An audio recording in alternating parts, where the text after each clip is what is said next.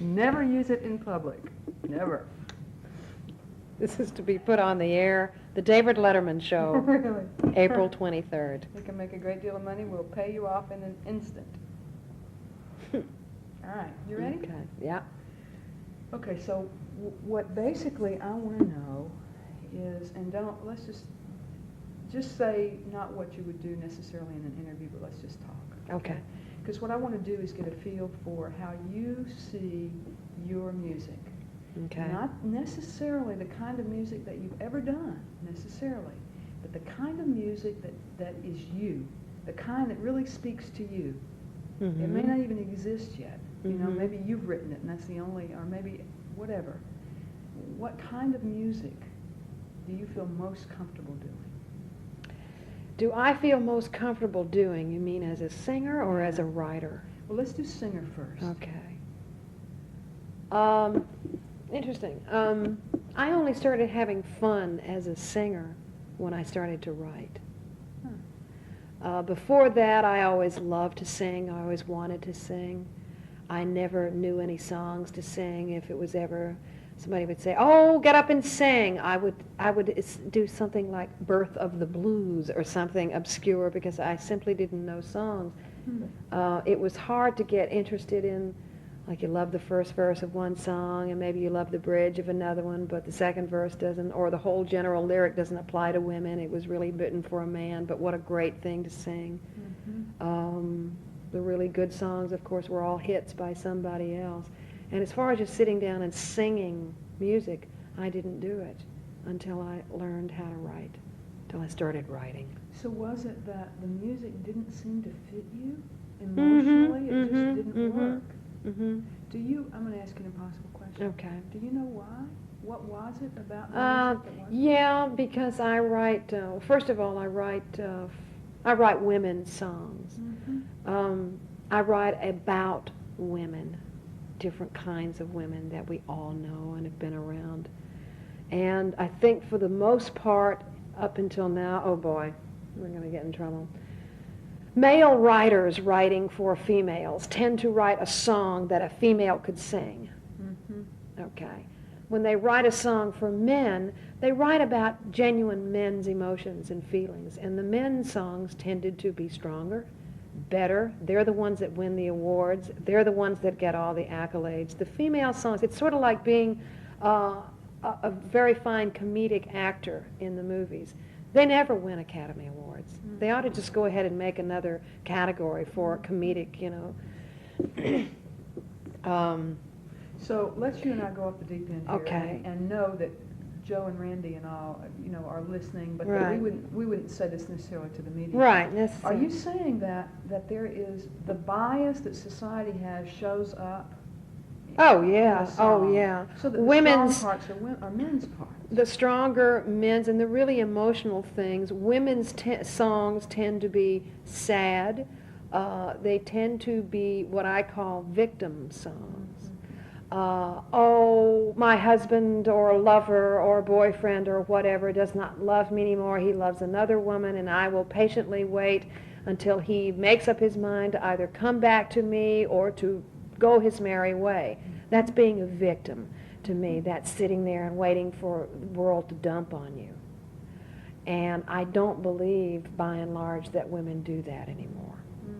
And I certainly don't believe they want to hear themselves put into that anymore. I think they would like a nice, strong, hey, no one is a super person and no one has all the answers, but at least let's portray ourselves as being non-victims. Mm-hmm. And that's been my beef with country music in particular for women. That's why it wasn't fun to sing those songs. I didn't believe what they said. It didn't apply to me or any other women that I knew. Is there a part of you that because of your integrity refuses to sing those? I mean, you can't really feel that they're true for you. Yeah. So tell me about the songs that you write. Okay. Well, there again, there are songs about women. I always, I like to be rather theatrical with writing of songs, inasmuch as I will find an actual space for this person. Until she has a face, until I know what she likes to eat, what colors she likes, I flounder around with the music. It's a little of this, and and you come to the heart of it, and you go blank, and you can't think of one thing or one note to say. Once she has a face, I go, oh yeah, I've seen that woman. I've seen her at the grocery store, or I've seen her working, in the makeup department at Bloomingdale's, or whatever. Once she has a face, yes, then the song falls into place. So is she sushi, or is she black eyed peas? Absolutely, yeah? absolutely. So you're not writing about you, are you? No. Do you ever? I use some of myself every now and then, but it's not by no means autobiographical, my songs, no. And people always want to make them. Yeah. Gee, well, how long do you feel that way? Well, no, I didn't. That's not about me. Certainly there are going to be some things in there, yes, that I feel, but I haven't written, about myself. I think there are much more interesting women out there than just me, to write about. It's almost like writing a novel.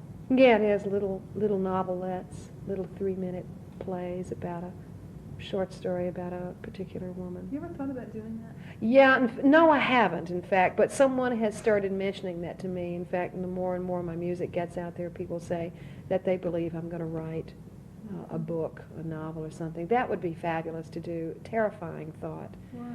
Oh, because I've zoned my thinking in terms of writing down to 3 minutes. And that's hard enough. In fact, probably in many ways much harder than it is to just sit down and ramble and write 4,000 pages if that's what it takes for you to tell the story of, whatever.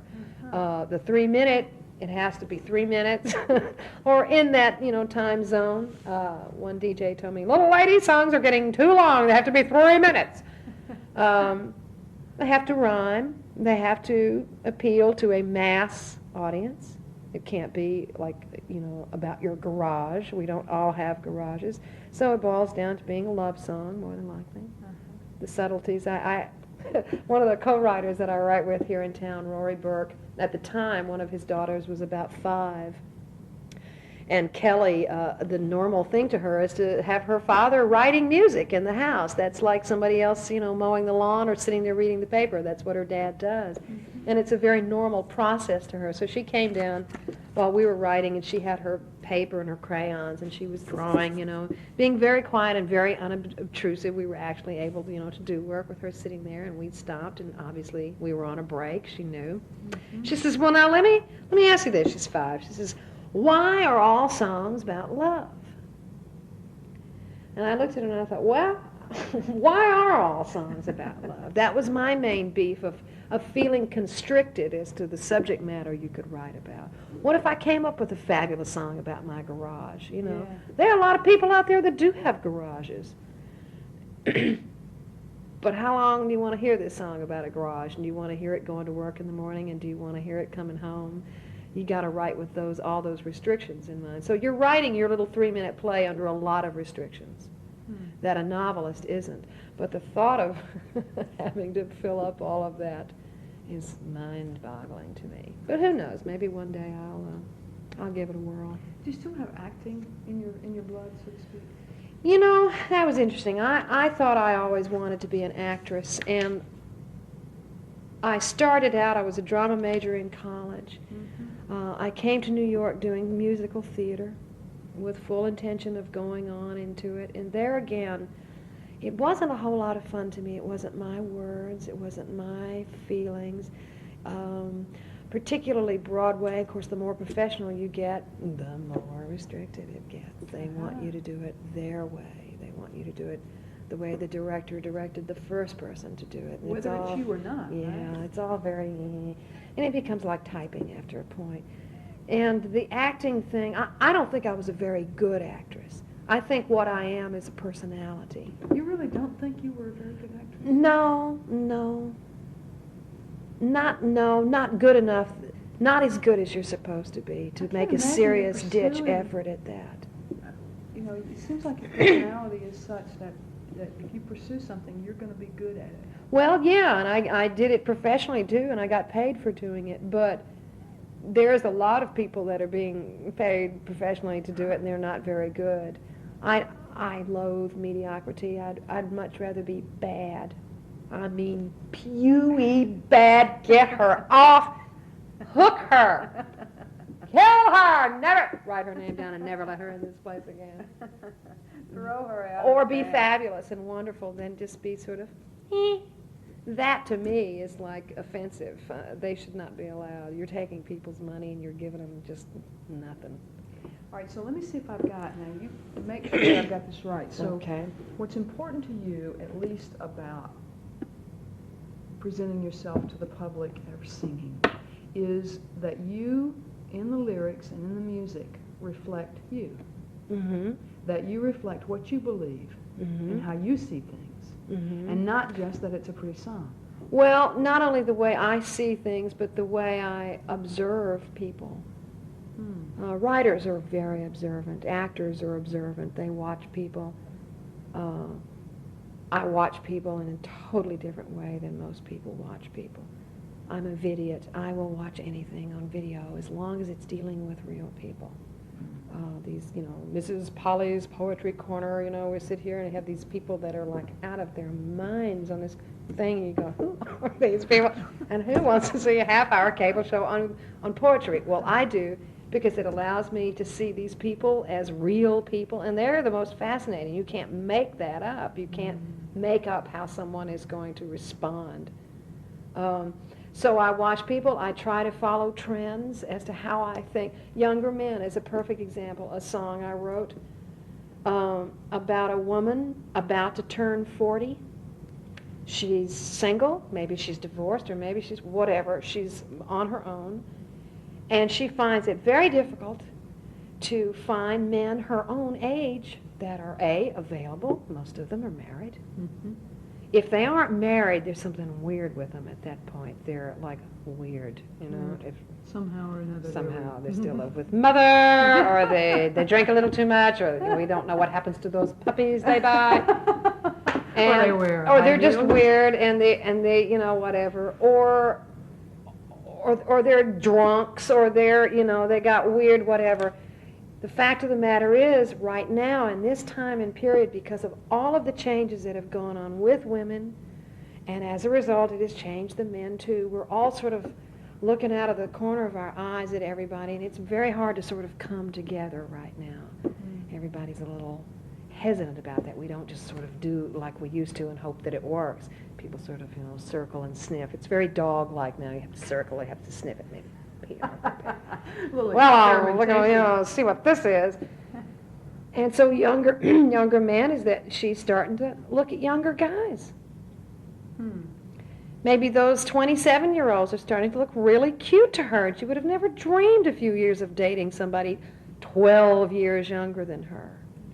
We're not talking about 18-year-old boys or something. But there again, that is a very common thing that is happening right now in this country. Women are having trouble. 40-year-old, they're the baby boomers. They're the people that started all this rigmarole. It's the hardest for us. The women are like pioneer women leaping in a wagon and plunging off into the darkness. You don't know what it is. We don't have any role models. We don't have any prototypes to go by. We are it. Very much like the pioneer ladies. Well, I think this is the way you wash in a tub. Well, no, that's not the way. You experiment, you do this and that. The men don't know what we want. We don't know what we want yet. It's all the pieces haven't fallen into place. We just do know it's all changed. Whether they like it or not, or whether we like it or not, it's all changed. So here's this woman that's very acceptable, very attractive, very whatever. She can't find a guy her own age. Some women like older guys. This woman happens to, a lot of the song is dealing with sexuality. Dare we say that? So it's a little more risque in parts. But there again, that's a social trend, I think, that's going on in this country. It's not what I think should be happening. I think women ought to date younger men, according to KT. That's not what I try to write. I just try to keep abreast of what people are doing out there, how they feel about stuff. If you take all of the songs that you've written and you have a panel of people who don't know beans about music or anything else, they just know what they like, how would they describe the music that you write? What would they say about it? Oh, they'd probably say it was American music. Well, I don't think you can sort of pigeonhole it immediately as being country or being pop. I mean, we've got all these little categories. Sorry, CHR, MOR, TBB, AVO, LFO. We got all these TV boos that we're supposed to all fit into. I don't think it fits into that. I think it's just sort of American music. It is a style of music that Americans have originated. It's what we feel comfortable with. I don't know. I honestly don't know how people are going to react to it. Does it bother you at all? Bother me? No. Mm-mm. I'm curious about it. Mm-hmm. I mean, certainly I hope they like it, but I didn't write it with people saying, oh, I will love that if you write that. I just wrote it, you know. Mm-hmm. Is there a theme or a pattern or a trend or what do you see through your music? Is there a thread that goes through? Anguish, fear and loathing. I think there's a thread of vulnerability going through all of them. I think that's what's going through most of it. At least that's the way I feel when I look back at them all in sort of a lump.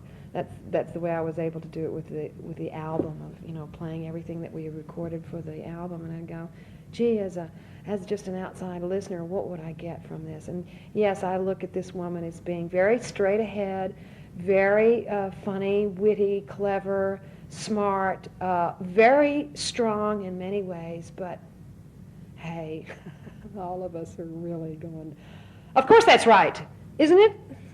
Isn't it right? That's right. Don't you think that's right? You know, we all are nervous and shook up, and I think that's a little common thing going through there. Vulnerability. Mm-hmm. Is there a sense of when you write and when you perform that you're sort of laying part of yourself out there for public examination? Is that okay? Well, I guess so, inasmuch as people think if you wrote it about yourself, so therefore it's you. And they think in terms of, if Younger Men were a hit record, they'd say, oh, this woman likes younger men. Mm-hmm. And she dates only younger men. I don't know that I would particularly like that. Mm-hmm. I don't know. That's a question that I've never even thought about, because it's something that's never really applied until now, until you're trying to be a public figure. Then you stop and ask yourself questions like that. I don't know. Good question. Look out for that one. Never ask her that question again. All right, so when you have your music played all over the country, when you're a household name, when people have seen pictures... What time is that going to be? Okay, yes, when the people see pictures... Oh, 4:30. Oh, good. I thought it was going to be longer. So people know who you are, they know your name, and they know your music. Mm-hmm. What do you hope they will think of you? I would hope that they would want to hang out with me. They would think enough of me that I would be fun, nice, funny, nice, smart, enough that you would want to spend some time with this person, just being people. So that you are not aloof? So that you're... I don't think so. Mm-hmm. I don't think so. Mm-hmm. I'm not suggesting that. Yeah, I don't think I am. Now, who knows? I may react to it. You know, I do spend an awful lot of time by myself. I love to be by myself. My work requires that I be by myself. I co-write some, but mostly I tend to write by myself. And that's the loneliness of the long-distance runner there. That's, you know, you have to shut yourself off. Mm-hmm. So not only do I do that, but I rather enjoy it. I amuse myself a lot. I mean, not easily amused, but I can amuse myself. A lot of people can't do that. They're not happy with their own company, and I'm overjoyed with my own company for the most part. Mm-hmm. So who knows, you know, I'm sort of a borderline hermit. I think I am too. Yeah, I think a lot of people are. I think most of us don't admit it, though. Yeah. Oh, really? Is that true? Yeah, well. All right, I'm going to just say a word. Okay. And you tell me if that word applies to you or not. Okay. All right. Friendly. Yes. Sexy. To some people, yes. How about to you? To me, sexy, no. Elegant? No. No. Oh, no, no, no. Well, the dog hairs all over me and kitty paws, and no, The Reeboks on here, no, elegant is definitely not the word for me. Now, sexy, let's think about sexy again. Yes, I would pick sexy over elegant. Given the No, choice. elegant, no. It'd be nice to be elegant. How about powerful? Yes. Intense? Yes.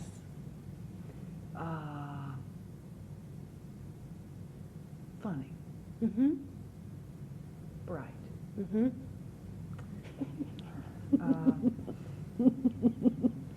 Excuse me while I think of myself. I would have a mirror that I could like look at myself. What are we, too We bright? just lost, yeah, when I asked bright, the light went out. Oh, wait a minute, I just... Are you hitting the guy? I think that's exactly... Ah. All right, never say the word bright again. Okay. It destroys the lighting Too system. bright, yes. Mm-hmm. Those are great words. Let's see. Warm? Yeah. Mm-hmm. Mm-hmm. Magnetic, as in charismatic? Yes. Yes. Yeah, no, absolutely. Mm-hmm. Outgoing? Outgoing. Well, some people, yes, might apply that word to me. I would not apply that word to me, outgoing. No? Because I know myself too well. No, I'm not outgoing at all. But you have the appearance of being outgoing. Mm-hmm. Mm-hmm. Do you, we'll get back to the words in a second. Sometimes I feel that way about myself too, and sometimes I find myself doing that on purpose. Uh-huh. So if you weren't doing that, who would you be? Are you ever that way with another person? Not outgoing? Yeah. Oh, sure. I'll tell you, the thing with me that I've only recently sort of become aware of, and it can be good and it can be devastatingly bad. I tend to be a little chameleon-like. I am like who I'm with. If they're very up and very energetic and very bubbly and fast-moving, then I do that. If they're very low-key, if they speak softly, I will drop down. I will be like them. If the people are boring, I tend to be boring. If they're interesting and clever, and well, I'm right there. You know, I go with whatever is happening. And that isn't always very good to do, but it certainly makes less waves, shall we say. Mm-hmm. You can sort of fit in. And when you want to draw attention to yourself, hey, you can. If you don't want to, you know, if you don't want attention brought to yourself, then you don't. A lot of times I don't. I've never been very comfortable with being stared at. Being looked at and recognized, oh, I know her, or I saw her in a play, or whatever. That's different. But being stared at because I have a strange hairdo, or my outfit is just like, God, you know, what is she wearing? Good or bad, you know, that makes me very uncomfortable. But being stared at. It's like, Do you ever have the feeling that you're different from other people? Because as you talk, I feel that way about myself a lot. feel that you're different from other people? Yes. Mm-hmm. And yet, almost everybody I talk to, when I'm really honest, like we're being now, they feel the same way. You know? I wonder why we feel that. Well, we all think of ourselves as being so unique on this earth, and it's like, you know, teenagers, you think you're the only one that goes through that. Really? You're the only one whose hair doesn't look right. And yours is worse than everybody. And yours is, forget anybody else's, you can't even think past your own, you know, forget them. Susie never had a lousy day in her life. Look at her hair! Look at my hair! You know, it's that sort of thing. It's me, me, me, me, me. That's why I think the middle-aged crazies come out. I think you finally stop being me, me, me, me, me, and realize, hey, when I'm nervous about meeting someone new, What makes me think that they aren't gulping as their hand comes out and goes, I hope I wore the right tie. This woman is staring at my tie. She thinks I'm a geek. Really, I should look at the tie. And I'm worried about, does he like this sweater? Am I coming on? You know, we all are doing that all the time. And you stop thinking about yourself as being so damn different from everything. You realize we are all the same. Just little subtleties here and there. But basically, it's the same old stuff over and over and over and over and over again. And I think one of the things that is pretty damaging that we really grow up with is trying to categorize ourselves. Because, see, as I'm asking you to do that, I know fully that you're all of those things, and so am I, and so are we all. You know? We have sort of implanted in our little minds who we think we are based on who knows what. Maybe what our mother told us when we were 3. I don't know. Or a teacher or something. Yeah, something that meant something, and so we've got that in there, whether it's accurate or not. I have a good example of that. A friend of mine was married to a musician friend of mine, and when you're surrounded by music like that, you tend to, you know, I said, Gail, I never see you hum. I never hear you hum or sing along to the radio or with her. She says, oh, no. She says, no way. She says, I can't sing. I sing like a frog. I said, you do? She said, yes. She said, a teacher of hers in like the 3rd grade, whatever, you have those class sing-alongs, you know, we were all singing, told her that she sang out of key, she sang like a frog, and that she should not sing, she should just mouth the words. Well, that was like at age 8, and here she is a grown woman of 35, and she's going, oh no, I can't sing. Yeah. And one time we got probably really looped in those days, and all of a sudden she's singing perfect 3rd harmony. I mean, perfect. Just amazing. And I said, you know, she said, see, now I'm not singing melody. I said, no, you're not singing melody. You're singing harmony. A lot of people can't do that, that can sing melody. Oh, I can? She said, yeah, so there you go. Some stupid teacher in the 3rd grade told her she sang like a frog, so she deprived herself of music all of her life.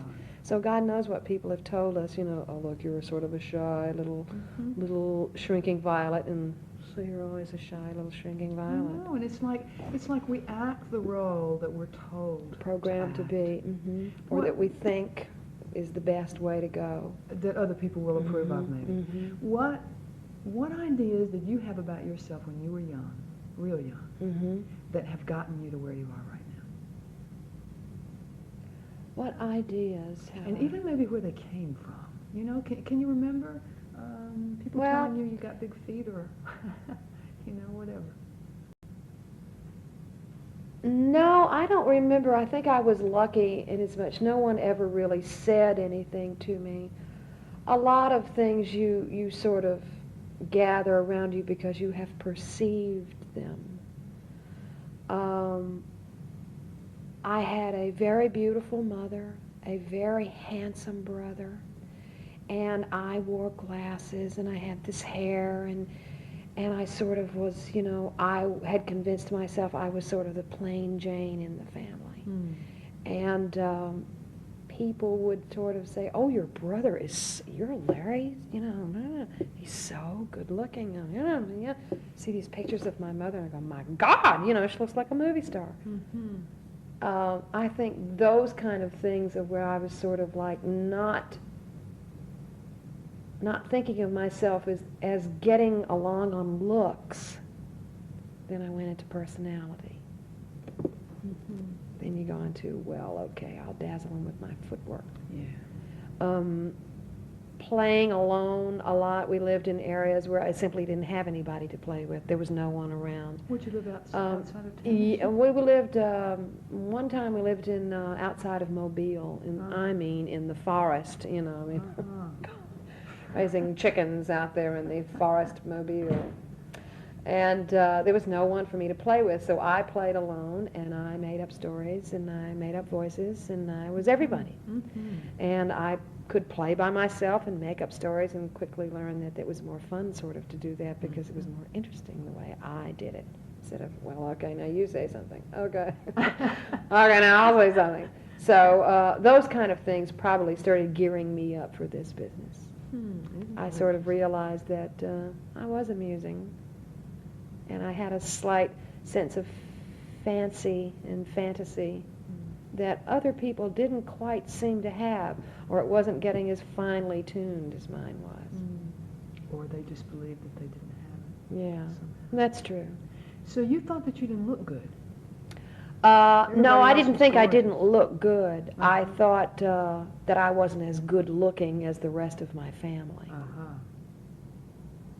I never tried to compete on a looks level, ever.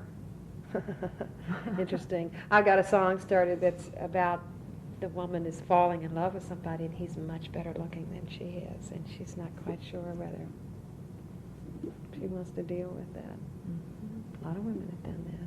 Is she looking at whether she's good enough?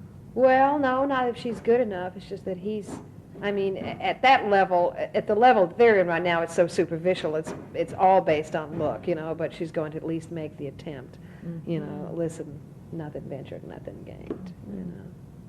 Yeah. Are you ever, we'll go back to the words again. Okay. Are you ever threatening to other people that you're quick and you're bright and you're fairly outspoken and you're fairly powerful? I would think so. Mhm. I would think people that are not Mhm. quite sure. Yeah, I've never really encountered too much of that. I have a fairly soft way about me. I don't like my feelings hurt, and I don't like to hurt other people's feelings. And I want very much to be liked. I think everyone does. Mm-hmm. So you try to treat them like you would want them to treat you. Mm-hmm. Just try to have a little compassion for the other folks, mainly to protect yourself. You're really a big softie inside. Huh? Oh aren't yeah, you? terrifyingly so. Yeah, terrifyingly so. That's why one has to.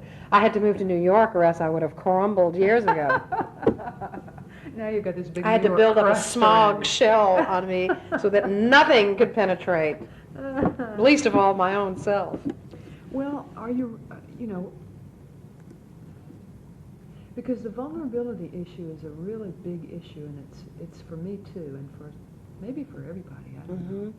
Would it be okay with you if somebody saw that you were really, real sort of warm and tender and gentle and all of that? No, that's fine, as long as they didn't try to use it against me in some way, or take advantage of that.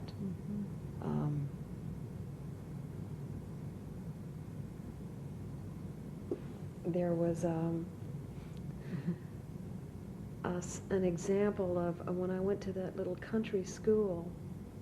They were pretty rough-edged kids. They were from rather uneducated backgrounds and very, very backwoods. And they were just of a different thing than I was. And I remember having some cookies at lunch one day. At lunch I had 4 cookies or something, and I ended up giving them all away because people would ask for them. And I think my mother asked me how I liked the cookies or something. I said, well, I gave them all away. Well, you didn't have one of them? Well, no. Well, why didn't you keep one for yourself? That's ridiculous. And I'm going, oh, I'm a pushover, I'm a softie, Well, I don't know. Yes, I did let them take advantage of me, and I realized it. I went, ooh, yeah. Yeah. I can be manipulated very easily, and it always angers me when I find that out. But that's from that softness and that, oh, gee, I hope they like me, and ooh, I hope I'm coming off well, and in the meantime, worrying about myself so much, I ain't seeing what's going on. Now, you have to get a little bit more of that. Sounds like you really want to trust people, huh? Yeah, that would be nice if you could. In my heart of hearts, I know probably that you can't. Most of them you can't. It's always a disappointment and always a shock when you find out, oh, gee, they lied? You mean you lied? You mean? You would lie to you me? You lied? And you mean they said what? Blah, blah. But I've been fortunate. I don't think that's happened to me very much.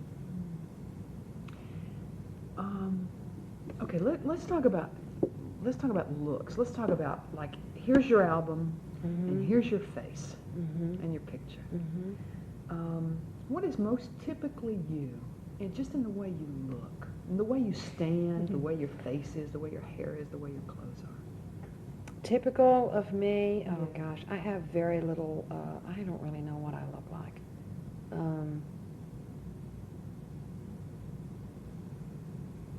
Typical is casual, comfortable, casual. I have a certain sense of style about my clothes. I'm basically wearing what everybody else is, but it's got a little twist to it, somewhere. Oh my God, I never. Real colorful? Colorful.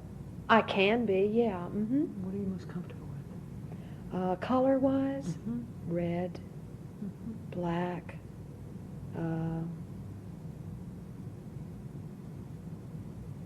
just about any color. There's no real color that really turns me off. Maybe Kelly green or something like that. That you really hate? Yeah, I don't think, or apple green, that like bleh, That apple green, that green color. Painted my kitchen that color one time. I don't know why I did that. Masochistic. I really did. I got like one wall and I stood back. I went, oh boy, have you made a mistake? This is Earp green that you have painted your kitchen, and now everything in it is going to look exactly like the walls. I think it lasted about 2 weeks, and then I painted it some, Navajo sand color or something. Earth tone. Yeah, I went back to Santa Fe. People are going to, now I haven't heard your music yet, people are going to see you in interviews as being bright, witty, fun-loving, that kind of thing. I think they'll see the intensity too, but they'll see that part of you. Then they'll hear your music, and then they'll see you on stage. Is there going to be a consistency in all of that? Okay. So that on stage, they'll see the part of your personality, and it's consistent, right? I have a real aversion to very planned out shows that people do. When they come out and they do patter that they have done all across the country. Oh, you're looking so good today. It's so good to see you. And here's a song that I loathe, hate, and despise that. And I don't think that I'm so inside on this business that I'm the only one that recognizes that. I think that the folks out there do too. And it just sort of like bounces off like, rubber bullets. I am pretty much the way I am in between numbers the way I am right now. I'll talk to you about just about anything as long as it pops into my head and it's fresh and it's new and I think it's of interest to people. So my sitting and talking on television show is going to basically be the same thing as if I'm sitting at the piano and I'm in between numbers. If I'm with the band, it's going to be much more high energy. I'm going to be on my feet and moving. So there's another little side of that. But basically, it's the same person. Patti LaBelle, says that she gets in front of, people and just goes berserk. She goes wild. She doesn't know where it comes from.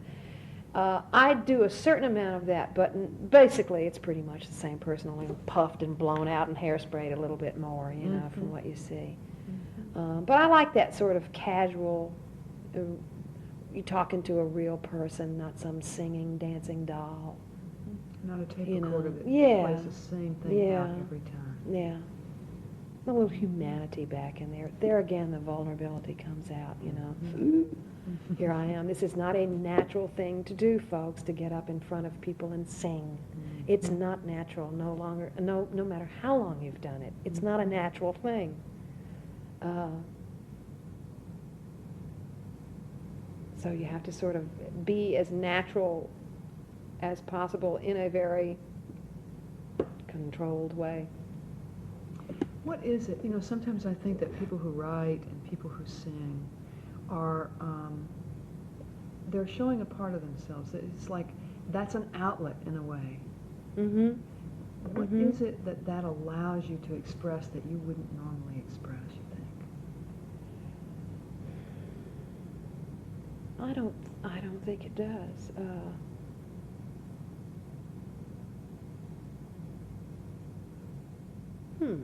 I'll rephrase that question. Ask me that again.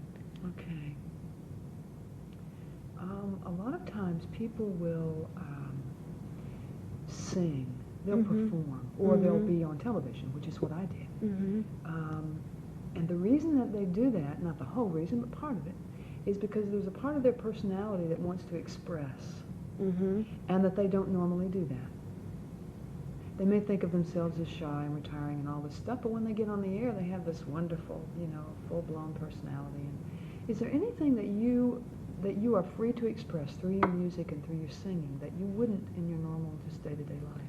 Oh, probably it allows you to be a little more emotional than you would be in your normal, everyday life.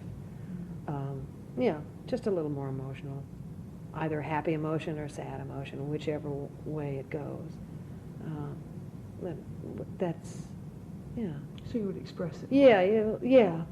Be a little more expressive. Mm-hmm. Open the zipper a little longer. See? Look real fast. Sort of flash your heart or something. Yeah. Yeah. And that's back to the vulnerability thing again.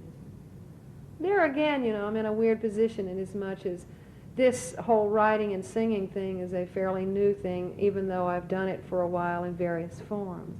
Mm-hmm. I have never really said, this is the first opportunity for me to say to the folks, not only am I singing, not only are you going to be looking at me, you're going to be listening to my singing, and you're going to be listening to what I've written. I've written the music and the lyrics. Mm-hmm. So that's asking people a lot. So I don't know quite how much I'm prepared to give them yet in those circumstances and how much they need or how much they take out of me, how they respond to me. I think that's probably a question I'm going to have to answer a year from now. Yeah, looking back. I think that, this is just my opinion, but rather than asking a lot of them to listen to you, look at you, and hear your lyrics and your music, I think it's a real wonderful gift. Because it's giving them a lot. It's giving them a part of you. And how many times are people really real? Yeah. How many times do you ever feel something that comes from somebody else? And that's an opportunity that you have, and it's a real gift to your audience. Mm-hmm. It is. One forgets, you lose track that there are an awful lot of people out there that can't begin to do what I do. That's right. And they're so thirsty for and emotion, they're feelings. yes. They've been closed off themselves or for whatever reason, and it's amazing to them that people can open up. Do whatever. That's right. It's amazing to me too. It always is. You look back at these things, you go, golly, who wrote this? This is fabulous. Yeah, that's right. Surely not me. Who did? And who did? There was another person in there that wrote that. Many, many people in there. Mm-hmm. As with everyone. Is there an image that you would think of as hype that you would hate?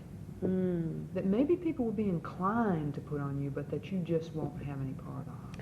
Yeah, the sort of ball-busting, tough, the new woman of today, or whatever that's supposed to be, that would not sit well with me at all. Yeah. To try to be sexy would not sit well with me. I think those are the only two. I don't know what else they would try to,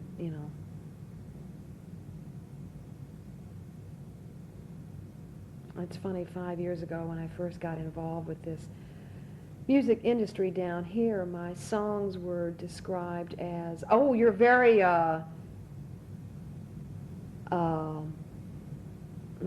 the word? Sassy. Sassy came up a lot, and very, a couple of times ball busting did, only it wasn't quite that way, but it was looked at as being very brash and very, the new woman coming out. And now, as things have changed and everybody's catching up with it, it's not considered nearly so brash by the people that are dealing with it now. The industry has sort of caught up with it. Back then, 5 years ago, there again, certainly women in country music, everyone tends to get an image, and they stick with it, and the women's images tended to be, to me, very passive. You didn't know anything more about these women personally after their fifth album than you did from their first album. Nope. They sing these little songs, and they all sing them in the same way, and it all basically sounds about the same, and you liked her in this one, you're going to love her in pink and blue and yellow and green and all the way down the line until we've exhausted it, and then we'll find something else. that, I've gotten waylaid here. What was the, how do we get into that? Oh, about getting into this music business, about how people define the music. So I would be very uncomfortable with them as saying, you know, oh, she writes very aggressive, you know, all that kind of thing would make me feel uncomfortable. That's because that's not who you are. Absolutely. Absolutely. Anything that I'm not, I would be uncomfortable with. I mean, I may not be thrilled and pleased and delighted with some that's me, but at least it's me, and somebody didn't tell me to do that, or I didn't read it in a book and go, oh yes, that'll apply to me. And then you have to pretend and carry it out. And you for have the to rest of your carry it life. off, and I don't think anybody can really do that. Not successfully. I don't. You get caught in too many lies. Yeah. Okay, anything else you want to say in conclusion? 'Cause I'm ready to- Hi, Mom. No. Watch for me in the Super Bowl. No. No, I think that's it.